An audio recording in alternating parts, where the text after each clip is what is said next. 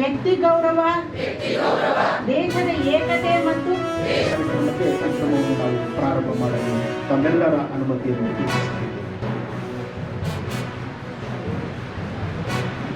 ಬಾಲಕಿ ಮದುವೆಗೆ ಮೊದಲು ವಾಸವಾಗಿದ್ದ ಸ್ಥಳದಲ್ಲೂ ಸಹ ನೀವು ದೂರನ್ನು ಪಡಬಹುದು.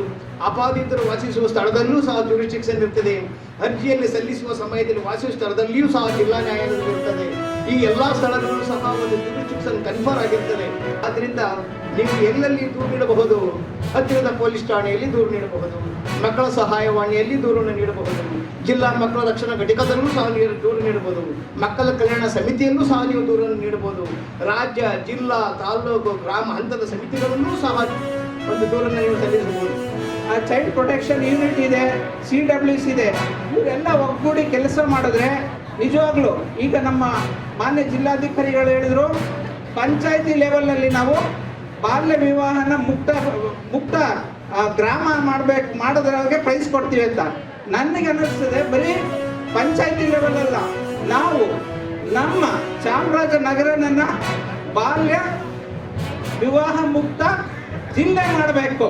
ಚೈಲ್ಡ್ ಹೆಲ್ಪ್ಲೈನ್ಗೆ ಕೂಡ ಕರೆಗಳು ಬರ್ತಾ ಇದೆ. ಆ ಚೈಲ್ಡ್ ಹೆಲ್ಪ್ಲೈನ್ಗೆ ಬಂದಿರೋ ಕರೆಗಳು ಕಠಿಣವಾದ ಕ್ರಮ, ಇಮಿಡಿಯೇಟ್ ಕ್ರಮಗಳು ಆಗಬೇಕು.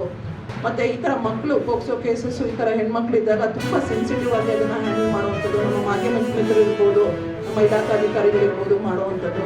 ಪ್ರತಿಯೊಂದು ಹಂತದಲ್ಲಿ ಒಂದು ಘನತೆ ಮತ್ತು ಗೌರವದಿಂದ ನಾವು ಇದನ್ನು ಒಂದು ಅನುಷ್ಠಾನ ಮಾಡುವಂಥದ್ದು, ನೋಡ್ಕೊಳ್ಳುವಂಥದ್ದು, ಅದಕ್ಕೆ ಮಾತ್ರ ನಾವು ಇದೆಲ್ಲದಕ್ಕೂ ಅಂಕೆ ಹಾಡ್ಬೋದು. ಅನಂತರ ನಾವು ಪಂಚಾಯಿತಿ, ಹೋಬಳಿ, ತಾಲೂಕು, ಜಿಲ್ಲೆ ಮಾಡಲಿಕ್ಕೆ ಸಾಧ್ಯತೆ ಇದೆ ಅಂತ ಮನಗಂಡು ಈ ಒಂದು ಮಹಿಳೆಯರ ಮತ್ತು ಮಕ್ಕಳ ರಕ್ಷಣಾ ಕಾವಲು ಸಮಿತಿಯ ಒಂದು ಸಾಮರ್ಥ್ಯವನ್ನು ಅಭಿವೃದ್ಧಿ ಜಾಸ್ತಿ ಮಾಡಬೇಕು, ಅವರನ್ನು ನಾವು ಬಲಿಷ್ಠ ಮಾಡಬೇಕು, ಇನ್ವಾಲ್ವ್ಮೆಂಟ್ ಮಾಡಬೇಕಂತೇಳಿ ನಮ್ಮ ಜಿಲ್ಲಾಧಿಕಾರಿಗಳು, CEO ಅವರು ಯೋಚನೆ ಮಾಡಿ ಇವರಿಗೆ ಒಂದು ತರಬೇತಿ ಮಾಡೋಣ, ಇವ್ರಿಗೊಂದು ಮೋಟಿವೇಶನ್ ಮಾಡೋಣ ಅಂತಂತೇಳಿ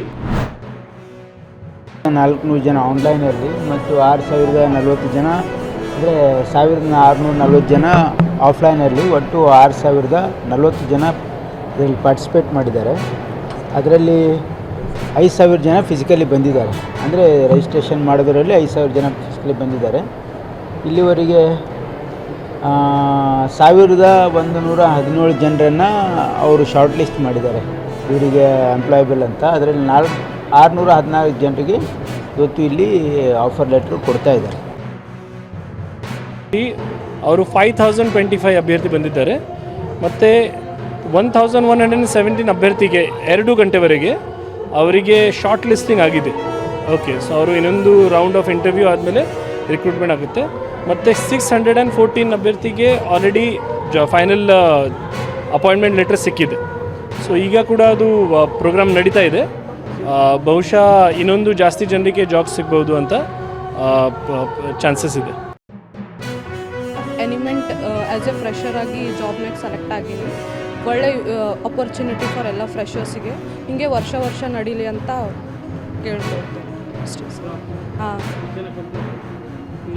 50 ಕಂಪ್ನೀಸ್ ಹಂಗೆ ಬಂದಿದೆ. ನಂದು BCom ಗ್ರ್ಯಾಜುಯೇಷನ್ ಕಂಪ್ಲೀಟ್ ಆಗೋದು ರೀಸೆಂಟ್. ನನಗೆ ಒಳ್ಳೆ ಆಪರ್ಚುನಿಟಿ ಸಿಕ್ಕಿದೆ ಜಾಬ್. ಇಲ್ಲಿ ಉದ್ಯೋಗಮ ಮೇಳಕ್ಕೆ ಬಂದಿದ್ದು ತುಂಬ ಖುಷಿ ಆಗ್ತಾ ಇದೆ. ವರ್ಷ ಹೀಗೆ ನಡೆಸಿದರೆ ನಮಗೂ ಭಾಳ ಸಂತೋಷ ಆಗ್ತದೆ.